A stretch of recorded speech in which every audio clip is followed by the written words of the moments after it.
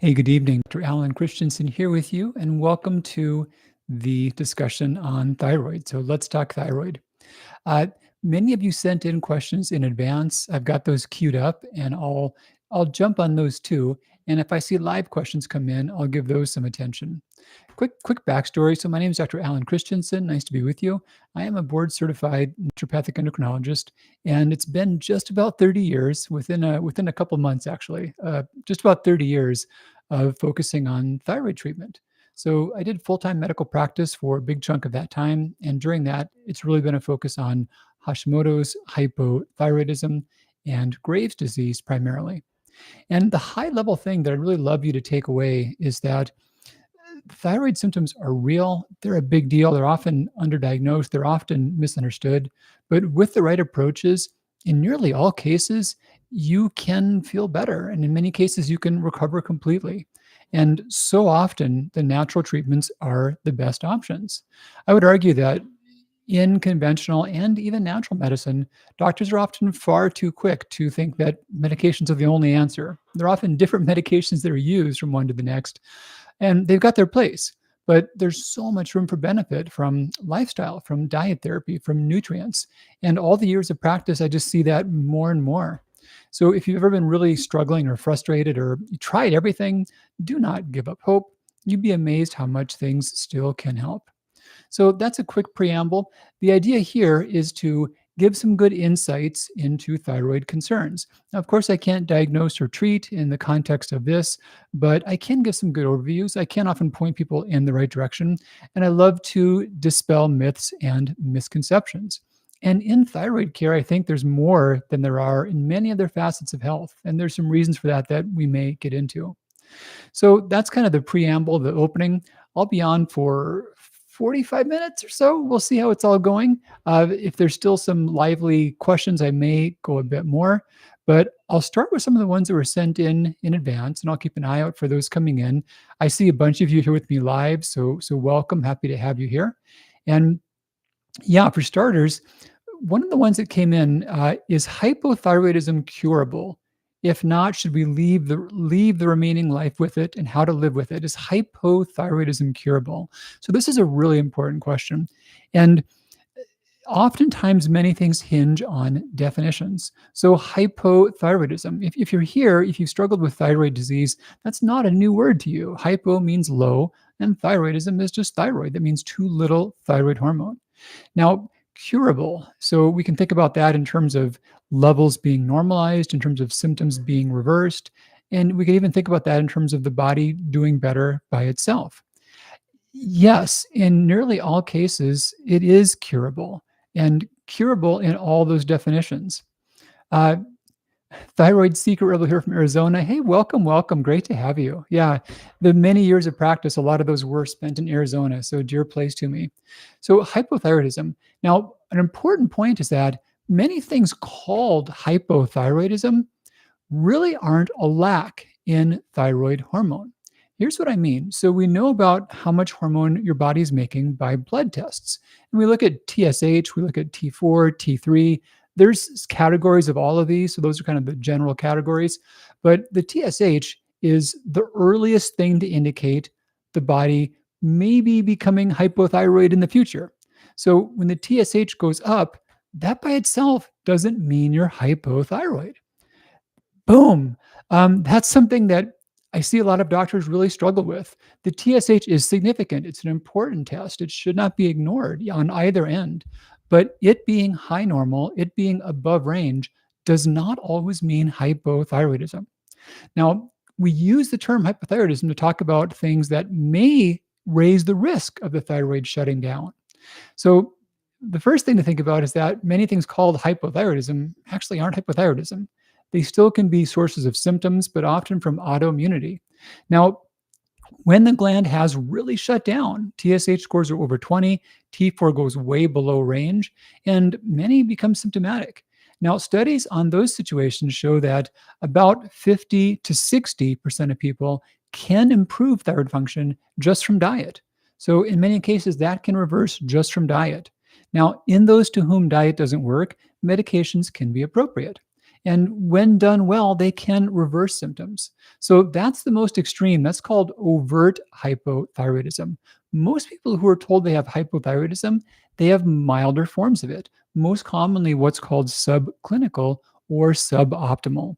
Subclinical means their TSH is elevated. It might be between 4.5 to 10 or 20, even based upon their age, but they're still making thyroid hormone. Their T4 and T3 have not flatlined. So in those cases, there's not a lack of thyroid hormone. It's not really hypothyroidism. That was a longer answer, but the question was really, is hypothyroidism curable? And curable, depending upon the stages of hypothyroidism. Now, milder stages of hypothyroidism, the odds of diet and lifestyle change helping are even higher. There have been studies on the approach outlined in the Thyroid Reset Diet showing that of those who do follow the guidelines, even when their TSH scores are as high as 14 and they're suffering from autoimmune symptoms, that about 95% can reverse or radically improve just from diet. So yes, the answer depends upon the stage and it depends on what you mean by curable. But yes, in almost all cases, the answer is yes. So good question. I'm just going to take a peek here again and just watching the whole chat go on. Other questions. So I'm going to jump in back and forth. Some are ones that will apply to many people. Some may not as much. This is one. I do hear a lot of doctors online saying that uh, you need to fix Hashimoto's, not fix the thyroid. It's about the immune system. A lot of truth to that. So the question was, do you believe that if you have Hashimoto's, that needs fixing before thyroid? So fix the immune system first. So this is a little more nuanced. Now, this is talking about the autoimmune side. So in the last question, I talked about hypothyroidism, where there's a lack of thyroid hormone. Now, the most common reason for that is Hashimoto's. Hiroko Hashimoto was a doctor who, back in 1907, understood that most thyroid slowing was caused by the immune system attacking thyroid tissue. So he named it after him. So all too often, however, Hashimoto's is assumed to be simply a lack of thyroid hormone. Now, it is a thyroid disease. Many people talk about how it's not a thyroid disease, it's an immune disease. We're splitting hairs. You could call it either way, but the thyroid is involved. But the important point is that most symptoms from Hashimoto's for most people aren't from a lack of thyroid hormone. They're from the whole inflammatory autoimmune response. So the question was, does that need fixing first? What's the order? It depends upon the circumstances, but in nearly all cases, that side is more relevant.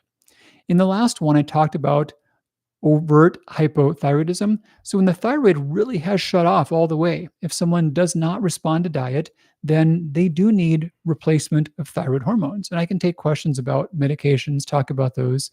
Those are appropriate then. Those are rather rare cases. Most people who have hypothyroidism with or without Hashimoto's have milder versions of hypothyroidism. So they're often given medication, but they're not lacking in hormone. And that's why the medicines aren't an easy fix. That's why in many cases they don't just go on a pill and do cartwheels and feel fine again. It's often not that simple because that wasn't the problem. But the immune system is. So, to the questioner's point, yes, that often is much more relevant. That's a big driver. And this ties into another question that came in as well. A bunch of you just came on, I see. So, my name is Dr. Alan Christianson. I'm a board certified naturopathic endocrinologist, and this is Thyroid Talk. So, many of you sent in questions in advance, and I'm going to cover several of those. If anyone has live questions, you're welcome to share those. Happy to cover those as best that I can. Now, related to the last one, there was one here asking about, where was that? Yeah, here it was. So, why why do thyroid antibodies elevate? Why do I get Hashimoto's? Can a parasite infection cause? So really, why does Hashimoto's happen? And it's important to distinguish the cause of a disease from the contributor to a disease, and they're a little different. In the natural medicine world, you'll hear many people talk about all kinds of causes of Hashimoto's. And you'll see lists of dozens or more causes. And arguably, it's been shown in research that there's a rather short list of true causes. Now, what's a cause? What's a contributor? Well, a cause can make something happen, even if nothing else is there. If there's no other factors, but the cause is there, it can occur. So, I don't know, a silly example, if a rock is falling on an ant, no matter what else is happening, the poor ant's going to get squished. That's a cause that can do it completely by itself. Now, a contributor. So, in the case of a disease, a contributor might make a disease happen earlier or worse or in a different way. But if the contributor were the only factor, the disease wouldn't necessarily happen. So, imagine that you had a bad cold and you were just really wiped out for rather than a week, maybe it was 2 weeks. And a contributor could have been the fact that maybe you hadn't slept for the last month, hadn't slept much at all, and you were just really wound out. You were exhausted. So that could contribute to the cold lasting longer, but that wouldn't cause the cold all by itself. And so with thyroid disease, many things contribute to it, but the causes are rather few. So the causes are age, gender, genetics, and then iodine status. And I'll go through those briefly. So a lot of the first few correlate with genetics. Thyroid disease is largely genetic as far as who gets it. They've shown that with identical twins, if one twin has thyroid disease, the other twin's odds of getting it are somewhere around 65 to 75%. So it's highly, highly heritable. And this is why we see high correlations with it when there are direct family members that have it. Now, genetics and gender are woven together. So our gender is a function of our genes, X and Y chromosomes. And so women have between 6 to 10 times more likelihood of getting thyroid disease than men do. And this is true of other autoimmune disease besides just thyroid disease. So gender is linked in as well and tied to genetics. Now, age is the third part there. And age, the more years we live, the more chance there is of some kind of a genetic glitch showing up. So age, gender, genetics, those all lump together. Now, the other big thing about those causes is that we can't do anything about them. We can't really change them. So they're called existential because we can't make them different. Now, the one other cause that is irrefutable that we can do something about is our iodine exposure. And the relevance here, the question was about why do we get thyroid antibodies? So the connection with iodine, there's two commonly measured thyroid antibodies. There's anti-thyroglobulin and anti-thyroid peroxidase. Now, these are both structures that correlate with iodine metabolism. So thyroglobulin is where iodine is stored, and thyroid peroxidase is the enzyme that turns on iodine. I just saw a bunch of folks come on here right now. So welcome, Dr. C here. Let's talk thyroid. If you have questions to put in live, drop those in the chat. I'll keep an eye on those as well. Several of you sent in questions in advance. I'm covering some of those. And right now I was talking through about why do we have high antibodies was how the question was phrased. So yes, age, gender, genetics, then lastly, iodine exposure. So thyroglobulin is the protein that stores iodine. Thyroid peroxidase is the enzyme that activates it, that makes it more reactive. And anyone with enough iodine exposure, regardless of genetics, age, and gender, can develop thyroid disease. So it can be a cause all unto itself. But when we throw that in with the mix, that's the more common scenario. So genetics also change our capacity to metabolize iodine. Everyone has a certain requirement for iodine, and that's mostly just tied to body size. It's not, once you know someone's body size, their iodine requirements are pretty predictable. There's not a big variation on differences in needs other than just body size. But iodine tolerance is different. Now, there's a range at which iodine is toxic, where it damages the kidneys, and that's also pretty predictable based upon age. But there's a range where iodine isn't doing organ damage, but it is too much for the thyroid to tolerate. And that one is based upon genetic differences. That's called the iodine tolerance. So if someone's intake is outside of their tolerance, then the extra amounts create free radical damage within the thyroid. And they do that by causing the immune system to attack those structures, the thyroglobulin and the thyroid peroxidase. So that's the main controllable connection. Now, parasitic infections, the question was about parasitic infections, and that's mentioned a lot in natural medicine. For sure, there are those who have them. They can be relevant. They can affect many facets of health. And if you have them, they can make the immune system more stressed. If your immune system were prone to cause Hashimoto's already, that could be the thing that pushes it over the edge. But that's not a cause. It might be it's like a subtle distinction, but the relevance is that if the parasite goes away, that doesn't necessarily change the thyroid reaction. That was just one more thing that gave rise to it, that maybe pushed it, made it more likely in that moment. But the irrefutable cause that we can control is the iodine exposure. There's more questions I see about that. And if I see more questions come in live, I'll go into that in a lot of detail. The Cliff's notes are that the most powerful single thing you can do if you've got thyroid disease is to get to a healthy range of iodine. And this is just like Goldilocks and the Three Bears, the porridge about being not too hot and not too cold, right? So it's just that. It's about not too much, not too little.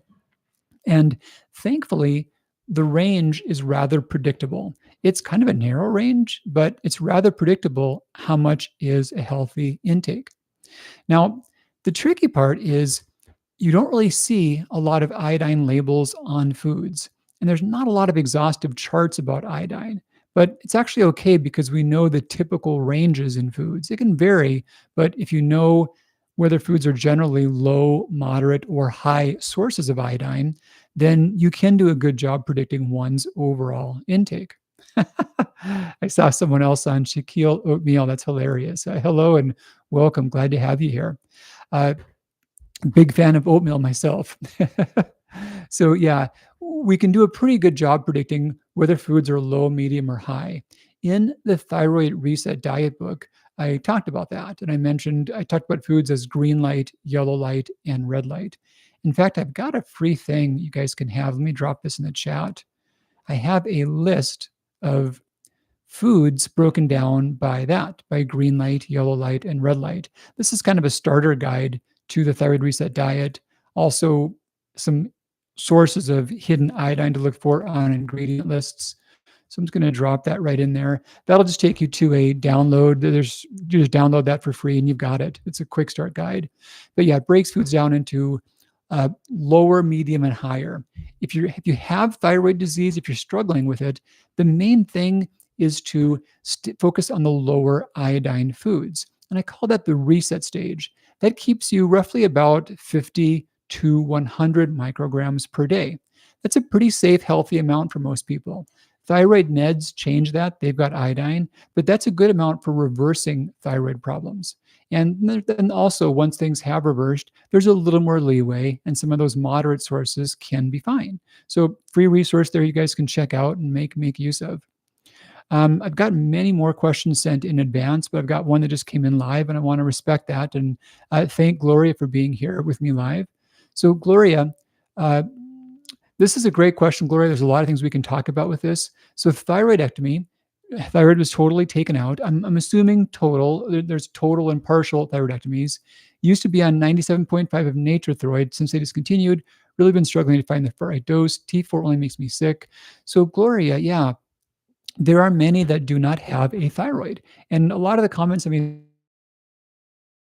reversing, obviously that doesn't apply to someone who doesn't have one. And in many cases, the medications are needed, they're life-saving, they're totally appropriate in circumstances like this. Nature Thyroid was made by a group called RLC Labs. I collaborated with them on another project they made called WP Thyroid. They have not been around for many years. And I'm not sure if, Gloria, if you're aware of this or others were, but there is concern about that whole category of medicines being available anymore. It was the 5th of this month, August 5th, the FDA released a letter saying they were planning on making natural desiccated thyroid unavailable. Now, since then, this is not really formal statements, but a tweet was made by the FDA director saying that they will work to keep it available. So we can't bank on that, but they backpedaled a little bit. A group of other advocates, including myself, we reached out pushing for that to change. I'm actually going to drop that link in chat. Any of those of you who are on or are curious about natural thyroid, I'm going to get this link up here. Yes, wanting it to stay available. Here we go. Wanting it to stay in the market and really wanting to have medical freedom and not have that taken away. This is a great place to reach out and advocate. This is an easy way you can write to your congressperson. You can learn more about this whole situation, but thyroidhealthalliance.org. I just put that link there in our chat. You can go there and learn more about this current issue. So, Gloria, the medicine you were on, there's other brands of that medicine, such as Armor Thyroid or NP Thyroid. Those are the most common two available right now. Those are quite similar to Nature Thyroid. They're really the same raw materials as Nature Thyroid. Now, they come in different milligrams, but the same potencies. So Nature Thyroid and WP Thyroid, they had different numbers that went on them than the others do, but what you were on was called a 1.5 grain dosage. And Armor and NP Thyroid, that also comes in a 1.5 grain dosage. I don't know if your doctor had recommended that or tried that for you, but that's the simplest switch. That's basically the same thing you were on before. There are times to where people do a lot better on the natural thyroid. A little more depth for some of you who are not aware. So the thyroid makes several hormones. T4 and T3 are the main two. Those two are then converted by your body into a wider range of thyronomines, biologically active thyroid proteins. There's actually more than a dozen of these besides just T4 and T3. Um, when someone takes T4, the dependence is on the body to convert it in those ways. And in many cases, the body can. In some cases, it does struggle. And those are times in which people do better if their medicine contains all the hormones they need, not just some of them. Now, the way the body converts thyroid hormones is by a group of enzymes called deiodinase enzymes. And what they do is they convert thyroid hormones. They're the enzymes that take your body's thyroid hormones and make them from one type to the next. There are times in which, based upon someone's nutritional levels or their health or their genetics, these deiodinase enzymes may work better than others. And for some, we know this based upon genetics, they have a hard time using T4 only medicine, like Gloria was talking about. I'm going to drop a link here in chat. The nutrients that help this whole process are pretty well known. We know all the nutrient cofactors, and we know many nutraceuticals, herbs and other compounds that help all of this. There's a blend called the T2 T3 converter, and the purpose of that is to help the body make T4, which is what Gloria was taking, the one that only makes her sick, and make that into T3 and T2 as needed. So the options in a situation like that are to go on to the medicine that worked better, albeit from a different brand. So rather than NP thyroid, 1.5 grains, one would ask a doctor and talk about Armor thyroid or NP thyroid, which are both presently on the market. And they both make that same 1.5 grain potency. That's one option. The other option in a situation like that is to use nutrients to help the body use that T4 more effectively. And for many, that means that they're less apt to have side effects from it, and that's simply going to work better. So in terms of helping their energy or helping weight become managed easier, it can make it more effective. And that's what T2, T3 converter is made for. Those are vitamins and nutrients, natural compounds. Now, you wouldn't take those at the same time as thyroid medication. Generally, an hour later is the appropriate time frame. But those are all things meant to help the body use it more effectively. So just watching for more comments. Gloria, FDA is trying to do it's crazy. They want people to die. Gloria, I feel very strongly about this. And if you take a peek at the Thyroid Health Alliance, you'll see that we've worked pretty hard already to create some grassroots support. And it sounds very encouraging that the FDA gets this. After we first reached out to them and got people to start contacting them directly, they got millions of angry people that reached out, and they changed their stance quickly because of that. So I don't really imagine they are going to pull it from the market completely. I don't expect that, but I'm with you. It was completely inappropriate. And I guess I won't spend a lot of time on this, but the reasons they gave for wanting to do it were pretty lame. I made a few reels talking about all the reasons in detail, and they were pretty lame. If there's questions about them, I can go deeper in that. But yeah, there honestly weren't any good reasons. One of them was about numerous side effects or harm or adverse events that were reported. And this is crazy. So they cited their system of adverse events tracking, and they mentioned how there had been over 500 adverse events reported since 1968. I'm quoting this from the letter.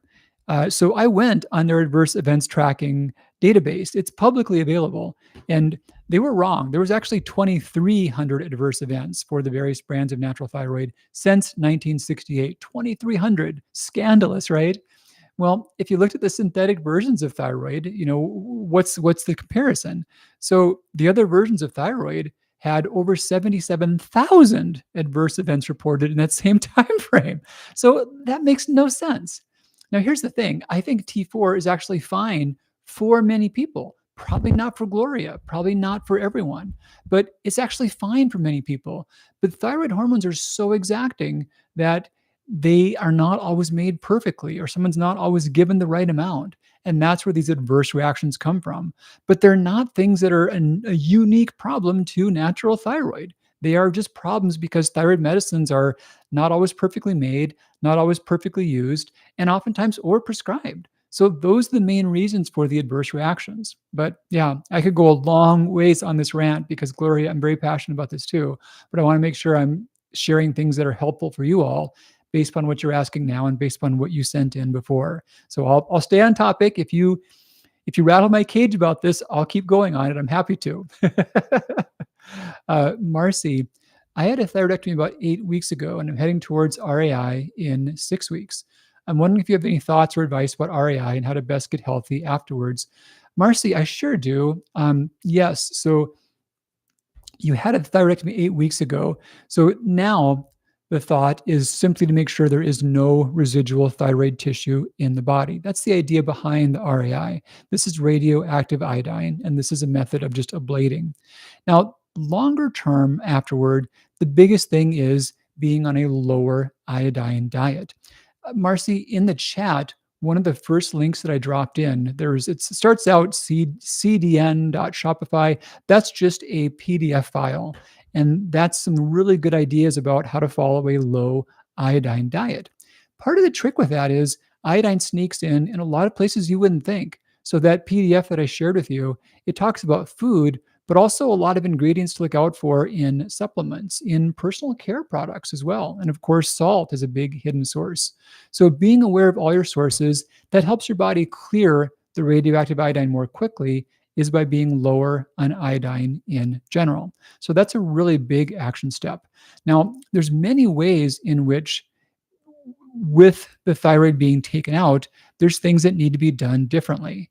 And medication is needed. Medication is totally appropriate. Uh, Gloria didn't do well on T4. The majority of people do, and the majority, probably somewhere around 60% or so. That's by no means everyone. Many can do fine on T4, not everyone can. And here's the thing, it's not always based upon your blood levels. There are people that have low levels of T3 and low levels of T3 and they're feeling fine. And there's also those who have higher levels of T3 and really aren't doing well. They would do better if T3 was in their mixture. So it's not always based on blood levels. The first thing is making sure you're on the appropriate amount of medication. There's simple ways to know this based upon one's body weight and to make sure you've got the right cofactors to use the medication. The other link I shared about the T2, T3 converter, that's a big one that helps the body convert that well. I just made a digital program that has 4 training tracks, one of which is for those who don't have a thyroid. So it's a really detailed discussion about all the ins and outs of how to manage your health when you are, the term is athyrotic, when the thyroid has been removed. And the Cliffs Notes are with a few insights, with some steps. Marcy, you should be able to do at least as well as you did beforehand, if not better. I'm going to drop a link in here. Let me just make sure that that link works right real quick. And you put a different link in here. That one wasn't going exactly where I intended to. Just 1 second. I didn't have this one readily on hand, but it won't take too long. Okay, so that's down in here. Always funny finding things when you're being watched or trying to make it work. Okay, that's right here. Let me get that link. And let me just test that one real quick. And voila, that's what I wanted. Okay, cool. So this is called the Thyroid Reset Program. And this is a whole lot of training about the important things to know that are good for anyone with thyroid disease. And then it breaks out into four categories, one of which is all about those who do not have a thyroid. Now, one of the categories is about hypothyroidism. And a lot of those things would also apply, Marcy, because the concern and the issue about developing symptoms is just the hypothyroidism. So yeah, that's the big issue there. I'm getting some good questions coming in with some live chat here. I do want to try to cover some of the ones sent in before. So, you know what? I'll glance back and forth at the ones before, but I'm getting some good engagement. So I'm going to connect with you guys as best I can. And I always love follow-up questions from the same person or on the same topic, because then we're going deeper into this. You know, you can Google or you can chat GTP anything, but something I learned is that a friend or a good resource might answer a question, but a true friend will question a question. A true friend will probe deeper and find out maybe we didn't know what to ask, or maybe there was another topic behind that. So that's where I love to have a deeper level discussion with you all. Um, Marcy, iodine diet information right on time. I have so much more to learn. Glad I found you information. Yeah, Marcy, you're so welcome. Check that link. That link will help you know about how to do the best job on iodine in the diet. The book, there we go. The Thyroid Reset Diet book is all about that too. And Marcy, your goal won't be to regrow your thyroid. We actually don't want that. But your goal is to do well and thrive. And longer term, some iodine regulation is important, because if you're getting more than you need between your medication and your diet, your body cannot use your medication. And Gloria, I didn't mention this in your case. I should have. In a lot of cases, when people don't do well on T4, that's why. It's really easy to get 300 micrograms of iodine from the diet. Many people do. And then the thyroid meds are almost always adding another 70, 100, or 200 micrograms. And the more you get above 100 to 200 micrograms, the more your body fights thyroid hormones. So you're taking it, but it's not working. It's only giving you side effects. And sometimes it's just about the total iodine intake. And again, the meds are part of that total. So, Marcy, longer term, being at a reasonable range of iodine will make whatever medicine you're on work just so much better. You know, here's a great one that might be related to, very affected by salt. Yeah, so there are ways in which salt can cause water retention that has nothing to do with iodine, but salts can have a lot.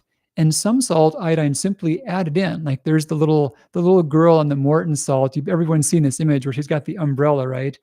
So that's fortified with supersaturated potassium iodide. It's somewhere around 200 micrograms per teaspoon. Now, there's a lot of salts that say on the label, this salt does not supply iodine, comma, an essential nutrient. That doesn't mean that it doesn't have iodine. That just means it wasn't added to it. And in fact, some of those salts have more iodine than the fortified salt does. Case in point, pink Himalayan. Now, there's not really a right answer as far as how much iodine is in pink Himalayan salt, because this is a natural product with tons of variation. But many samples of it have been assayed and shown to have twice the iodine of iodized salt. So yeah, in terms of iodine content, my very favorite these days is just kosher salt. You know, so much simpler too. Good question from Emma. I'm going to wind back. Arturo had one for us I'd love to cover too. For TT, so those of you who are in our thyroid talk, TT is generally nomenclature for total thyroidectomy. Uh, Arturo, you can correct me if you're using that in a different way, but had that done due to Graves. So TED, another one for you guys, thyroid eye disease. We used to call this Graves ophthalmopathy, kind of a mouthful. We changed the name because it doesn't just occur with Graves' disease. Many with Hashimoto's can develop what we now call thyroid eye disease. So Arturo had his thyroid out because of that, takes Levo and Leo. I love your lingo, but I want to make sure everyone's staying on board. So taking levothyroxine, which is a chemically identical form of T4, and leothyronine, which is generic for cytomel, that's T3. Is it necessary to split my Leo dose into two doses, one in the morning, late afternoon? Better take one dose in the morning. Arturo, this is a really good question.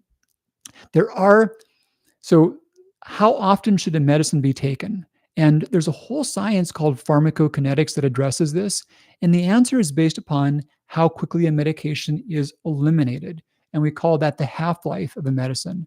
So, the longer the half life, the longer it stays in the body. And if it stays in your body a long time, you don't have to take it as often. If the half life is very fast and you eliminate it quickly, you've got to take it more often. Now, a separate part of pharmacokinetics is the absorption rate, how quickly a medicine enters your body. These are separate variables. How quickly it absorbs may not correlate with how quickly it's eliminated, but the rate at which it's eliminated is the factor that determines how often you take it. Now, this makes me nuts. There are tons of, mm, you know, people that are trying to do a good job and trying to help people with thyroid disease, telling them that you've got to take T3 very often. Medicine like leothyronine or cytomel or compounded T3 or natural thyroid, they tell you you've got to take it often because it's absorbed quickly and it's absorbed over 4 to 10 hours. You've got to take it every 4 to 10 hours. I'm like, well, no, no.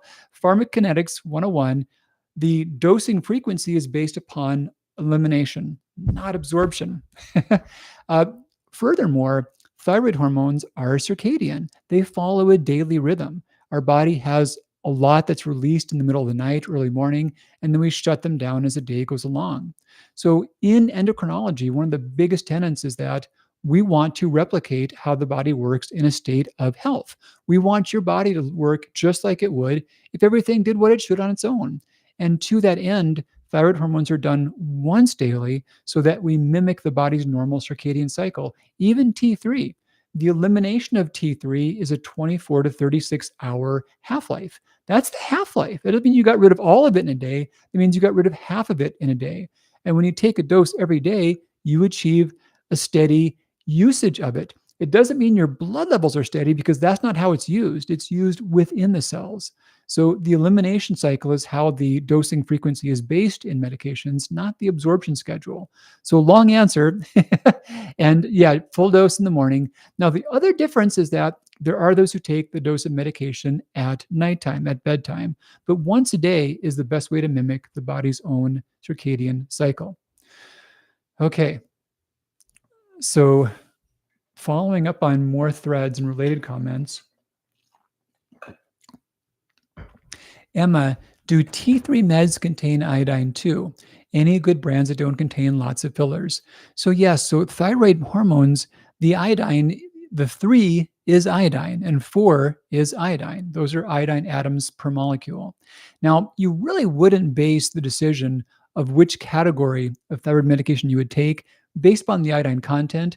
It differs a bit from natural thyroid to T4 to T3. They're each a little bit different. I can go into those details. It's not important. However, the important point is just that when you're on thyroid medicine, you're getting a lot of iodine right there. And so your other sources should be lower to allow for that and to make room for that.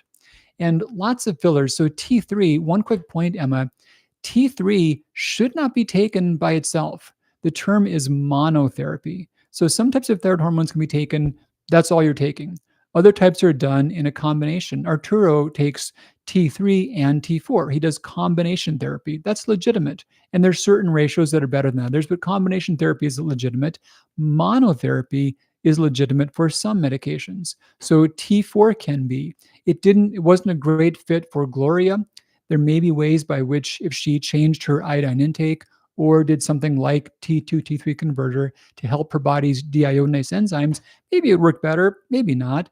But yeah, but that can be a monotherapy safely.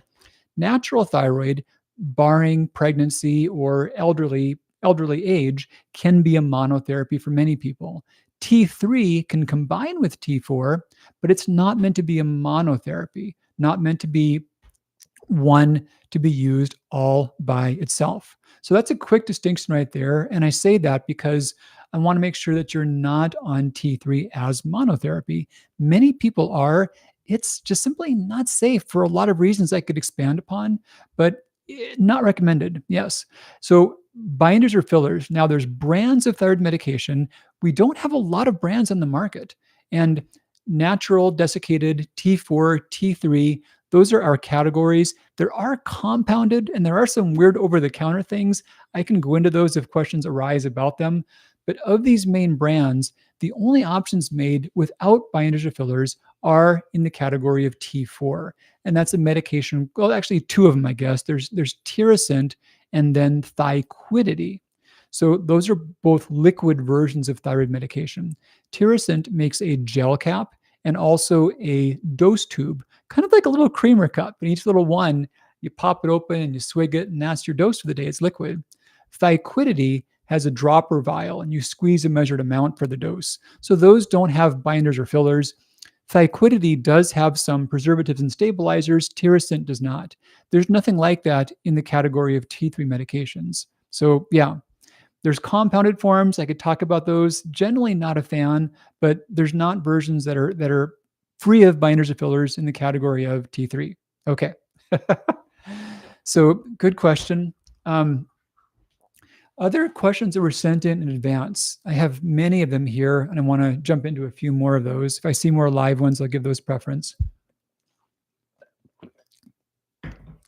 I'm kind of looking through these and picking and choosing. Here was a great one. How much selenium should someone supplement with? So selenium, yeah, you know, the two most important minerals for your thyroid by far are iodine and selenium. They're important to get right for lots of reasons.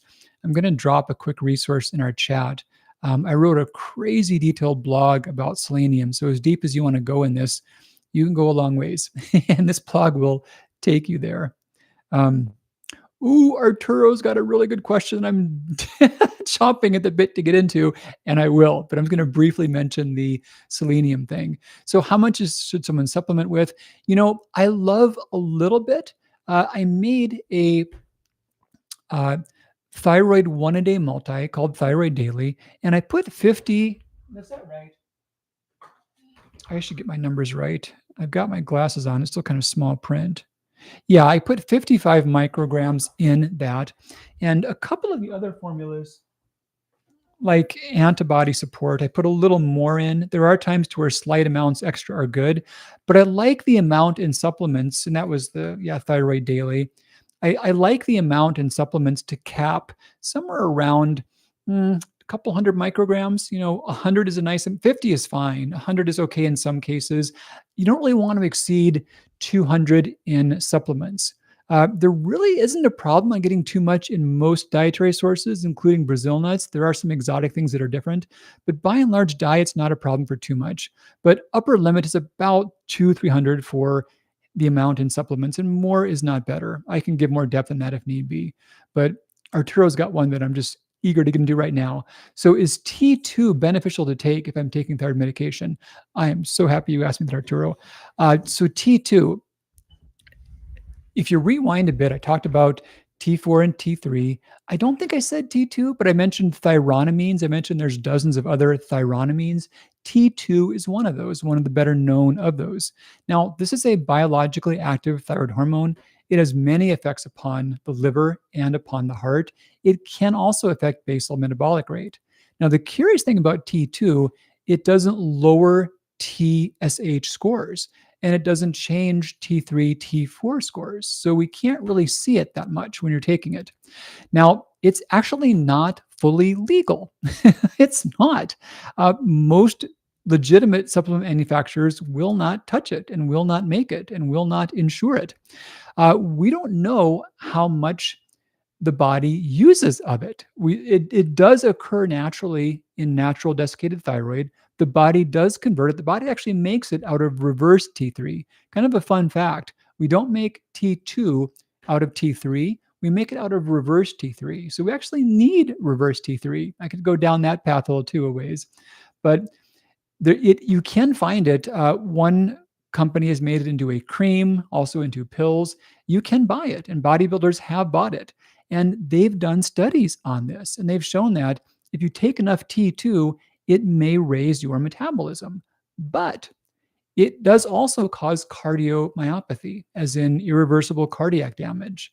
So you don't know if you're taking an unsafe amount based upon your blood levels. and it can inhibit the effects of other thyroid hormones, but you don't see that based upon your blood levels. So I put a ton of thought into that, Arturo. And, I sell thyroid supplements. I know I could sell a ton of T2, but I couldn't live with myself. All the evidence shows that if humans actually take enough T2 to be helpful in some way, it will cause cardiac damage. I've done a very detailed blog about this one too, and why it's actually a cool thing for the body to make. And the blend that I talked about before, the T2 T3 converter, that's what that's for. That's to help you make your own T2 naturally by breaking down reverse T3. But here's a blog that I wrote all about T2 and why it's a cool thing when the body makes it, but not a good idea to take in supplement form. So, yeah, I'm really happy that you asked that question and let us cover that. Um, yeah, here's probably the best one. I've got several blogs on this, but here's a good overview. And yeah, I'm dropping that in. So, love your question, Arturo. Emma, going just backtracking a bit on our not on any meds. I was investigating it. So glad you asked. Emma, here's a big bias of mine. It's been 30 years in this game, and the further along I go, the fewer cases I see in which, or I should say, the more cases I see in which medications are overused. Now, we've got many people here whose thyroid was taken out, and thank God we have thyroid medication. It's life-saving, and it's totally appropriate. And there's a whole art and science to getting it right for people. It can be done better or worse or wrong. But there's a whole nother category in which people are put on medication that they simply don't need. So many doctors don't understand the difference between abnormal thyroid levels and a thyroid that's actually in need of replacement therapy. Yeah, it's a huge distinction. And I would encourage you to take your time. Related question, T2 T3 converter won't help us make too much T2. So this is the cool thing. Our bodies have so much wisdom, and I love giving the body more tools to make its own choices. So T2 T3 converter, let me grab that one. Yeah. So this is things that, such as D-limonene, ellagic acid, proanthocyanidins. These are phytonutrients. These are plant extracts that have been well documented to help your body's own regulatory deiodinase enzymes. They're not forcing your body to do something, they're facilitating it. They're helping your body achieve the balance that it would on its own anyway. So that's the whole wisdom of nature, and that's the healing power of nature and the wisdom of the body. And I love working in ways that help that work better. I don't like to assume that I know better than your body does. I'm an endocrinologist. I know all these ideas about how hormones work, but I also know that there's a lot that we don't know, and a lot of ways in which your body can achieve balance for reasons that we're not always clear on. So I'd rather give your body the tools and have it be empowered and work more effectively on its own as much as possible. And for some people, they may need some starting places. They might need some hormone to work with, but from there, their body can do such a better job fine tuning it. A lot of the fine tuning we cannot measure. We talked with Arturo about T2, and I mentioned a dozen of other thyroamines. We can't measure these things. We have no clue about them. And even of the things we do measure, the body often has plans for them that defy our explanations. Um, Again, I'm always following up for related questions here. Do you recommend taking selenium supplement? Even a selenium blood test came back normal, remove my right thyroid, 924. A lot of folks here post thyroidectomy. You guys are a big audience. Now, I'm not sure if everyone did hear, but I just released a beta test group for a brand new detailed training program, and a chunk of that is for those without a thyroid. One whole quarter of this program is for those whose thyroid was taken out. In our chat, that was I'll just put that one up again.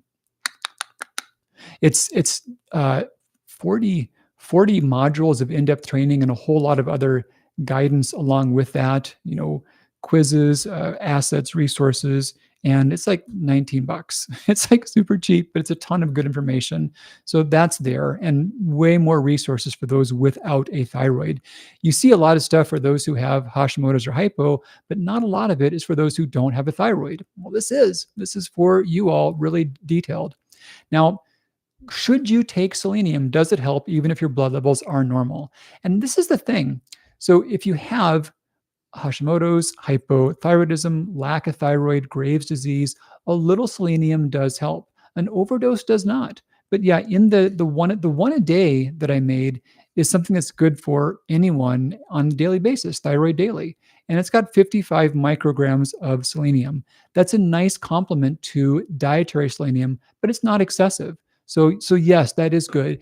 Blood levels of selenium do show when there's a severe deficit, but not always earlier stages of abnormalities. So there have been good studies looking at how selenium supplementation works if someone's blood levels are, high, low, normal. And some of the studies showing that they help people with thyroid disease show that they help even when blood levels are normal. So totally fair, reasonable question and good one. Okay, lots more good questions coming in here too. Um, I feel so much better on Thyroid Reset Diet. Bought the book, gifted to my friends with Hashimoto's. I'm off meds and Lugol's now, but now 3 month off meds. Eager to add T3. Felt best on T3 alone. Yeah, check it out. I'm glad you're doing better. Please know that if medications are needed, they're appropriate, they're life saving. T3 alone is something that it can act like a stimulant. Some feel better from that short term, by short term, months, maybe years. But long term, those benefits don't tend to last. I worked with people for 30 years and I've just seen that play out. The same ways that it helps, it ends up causing a lot of those same symptoms. And we also know that by itself, it's not safe for the heart or the bones or the brain. And I've seen people who used it by itself who had don't want to sound like I'm trying to scare people, but they've had big problems in all those areas. So yes, you can do better, and if you don't need medication, there's a difference between do you feel better for a while taking T3 to are you healthier long term by taking T3? They're not the same question. Um, okay, so now I'm at the point where I've got a lot of great questions. I'd love to do all of them. I can't do all of them, and that breaks my heart. I had many that were sent in advance, but I want to respect those of you that showed up with me and are here live. So I will push on through the end of the hour and see if I can't cover a few more of these live ones here. Oh, can you please repost the last link? It said page not found. Did I goof up that link? Let's see. I will test that again. I'm sorry about that. So paste, maybe I missed part of it. Oh, I sure did miss part of that somehow. Let me get the full link again. Yeah, when I copied it from our chat, it didn't give me the entire link. It just gave me an abbreviated form. Here we go. Here is the full version of it. Okay, let's get back in our chat. And this is the program that I talked about. So yeah, 1919, it's a monthly thing. You can binge watch it all and be done in a month if you wanted to. You can stay on. There's always new things coming up. So here's a great one, best way to lower antibodies. So lots and lots of evidence on this. How do you lower thyroid antibodies? And Cliff's notes, two quick things. Armin, a beautiful name, I hope I said it right. So one of them is being at a reasonable range of iodine. And just in case it doesn't show up easily, I'm going to drop this back in. This is a free PDF you can just grab and download. This is taken from the mirrored from the Thyroid Reset Diet book. And this is your foods to focus on. This is the ingredients to look for in personal care products. This is how to get to a safe, low level of iodine. That's your number one step. And the reason why is thyroglobulin is where we store iodine, and thyroid peroxidase is the enzyme that activates it. So they're all about iodine. So that's your first big step. The second one includes nutraceuticals. There have been high quality human studies looking at different nutraceuticals, and the big couple that work the best include selenium, like we talked about, nigella, and also inositol. Now, a recent study mentioned cordyceps, which is a mushroom extract, kind of an exotic thing, but a cool thing. All these have been shown in high quality human placebo controlled studies to lower thyroid antibodies. And these are all in antibody support. And when I made this, I just grabbed the studies, I filtered through to get the highest quality studies and took those things and made them into this blend. So this is all the things shown to help lower antibodies in the amounts that were used in the studies shown to be effective. I'll drop a link for that too here. I think I've got one handy. I do. Yeah, this goes straight to antibody support. Now, in the cart, at the time that I put this, yeah, that is being uh, back in stock, sent out in just a couple of days. Can anyone take that if they had papillary thyroid cancer? I love all the acronyms, you guys. We all know the same acronyms, PTC. So yes, papillary thyroid cancer, these are nutrients that are not a contraindication for those who have had papillary thyroid cancer or other thyroid cancers. So very, very good question. Um, you know, and another detailed question, it's not particularly common to see antibodies remain high for those who have had papillary thyroid cancer. Some people do have them persist, but it is worth tracking and being aware of because that can be a sign of there being some hidden cells. So yeah, not common to have antibodies high after if you've had a total thyroidectomy. It's more common the antibodies go down, but in some cases they can persist. So yeah, good question. Okay, I think I've caught up live questions. I'm not sure about that though. I want to be sure. I just saw some kind words here. So, yeah, best of luck with your surgery. Mine went very smooth. Hoping for the same for you. That's the thing. Thyroid surgeries, you wouldn't do them if you didn't need to, but in the hands of a good doctor, they can be very smooth things. Of course, you want to make sure about good parathyroid function afterward, and then also making sure laryngeal nerves are intact. But it's really about the surgeon and how much volume they have. If they do this a lot, it can be a very straightforward thing and totally appropriate and life saving. So yeah, I completely support that idea. Okay, I'm going to grab one more question sent in advance and then kind of wind down my voice. We got a holiday weekend coming up here for all of us, and I'm going to be doing some Bob the Builder type work during that time. Boy, this was just one I'll mention quickly. Do you think GLP-1s, what do you think about GLP-1s for Hashis who just cannot lose weight? So GLP-1 meds certainly having their moment, right? And I'm an endocrinologist. These things are in my wheelhouse. This is stuff that I'm aware of. I think that they can be helpful for some people. I think they're totally appropriate. The best evidence tells us that for those who are morbidly obese, badly diabetic, they can cause weight loss that can persist when people plan on taking them long term. We've got good evidence about that. What we don't have good evidence on are the ideas that you can microdose them to lower inflammation, or you can use them to jumpstart your diet. We don't have evidence saying that that is helpful. Not at all. Our best data suggests that, if anything, they make rebound weight gain more likely. So I see them often talked about in terms of, let's use this to kickstart your metabolism. Let's use this to lower inflammation. No, that's not what the evidence tells us. I think they're being misused in those ways. And we know there's no secret about some of the harms, some of the risks, some of the side effects. So, I've been at this for a long time. Like I said, coming up on 30 years now.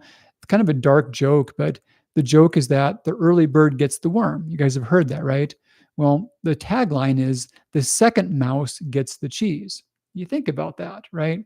So you don't want to be the first mouse. And GLP-1 meds, it's still a lot of first mouses out there. We don't have data about effects over longer periods of time. We just don't. And we only know about them being good when people are using them longer term. So, Marcy, thank you for that. Yeah, please like the video so more people see it. Totally appreciate that. I should be saying that, right? So, Marcy's better at that than I am. I'm all about thyroid disease. I'm all about just talking about this. Not even think about some of those things as much as I should. I will wind down. I'm seeing a lot of kind comments. Emma, Gloria. Now my doctor wants me to try 100 micrograms of T4 and 10 of T3. Sure, there's options out there, and some can do well with that. We think about the potency as well. So 100 of T4, T3 is about 4 times the potency of T4. So you're taking about 140 micrograms. That's a similar dosage to the 97.5 milligrams of nature thyroid you were on before. And some do okay on that. Gloria, my experience from treating tens of thousands of people is that if you did really well before on natural desiccated thyroid, if I was managing your case, I would put you back on natural desiccated thyroid. you know, for a little while, I flew planes, and one of the memorable lessons was if you find something suddenly not working, go back to that last thing you did and put that back. Whatever switch you just flipped before things quit working, put that switch back again. so my my thought is if something worked for you before, I would do that. I would do that thing first. And there are other brands in the market that are really no significant differences between them and the nature steroids you used to be taking. So that'd be my bias for you. Uh, Good live ones here. Wow. Okay. I'm going to do more of these, you guys. This is a lot of fun. Stay tuned for more live events like this. We can do more detailed. I'm grateful you're more focused on the thyroid than YouTube. Well, I'm all that in spades. So don't worry about that. I'll always be a thyroid nerd before I'll be a marketing genius. Um, oh boy. Okay, last one. This is a great one. Address adrenal issues before getting treated for thyroid. You see that one a lot, right? There's a certain order. This is silly, but I imagine those movies to where they're cutting the cord to stop the countdown of the bomb, right? And do you cut the red cord first or the green cord first? If you get it wrong, you're going to blow up. I often hear that kind of pressure about the adrenals or the thyroid. Which one? You don't cut the wrong cord. Well, the truth is they're so different. The truth is that uh, there is a story behind that that's real, but it almost never applies. Most people who have thyroid concerns, the real issue is their autoimmunity. The real problem is the autoimmune side of it. And that goes back to the question about how do you lower antibodies. Adrenal issues are not disease, it's dysfunction. The timing is off. The body's not making hormones at the right time. The short version is when they're done right, you can do both. And anything you do for one when it's done right will only help the other. It's not a red wire, green wire, cut the wrong one and you blow up. So the short answer for the adrenal issues is, okay, arrows right here, the adrenal reset diet. You can do so much by diet, lifestyle, light exposure, adaptogens. Those things are super powerful. So jump in there first. I enjoyed this. I appreciate the time with you guys. I'm planning on spending more of my energies on YouTube moving forward. So please give feedback on that. And let me know in the comments topics you'd like to see me cover, important things you'd like more in-depth videos on. Do you like these live events? Let me know there as well. Let me know the best times for those, your preferred time slots. I will watch all of this and I will use this to inform and modify my upcoming time. So thanks for being with me. I appreciate the questions and the comments. Look forward to connecting really soon. Have a wonderful, wonderful time on the upcoming holiday weekend. Take great care of yourself. Bye-bye.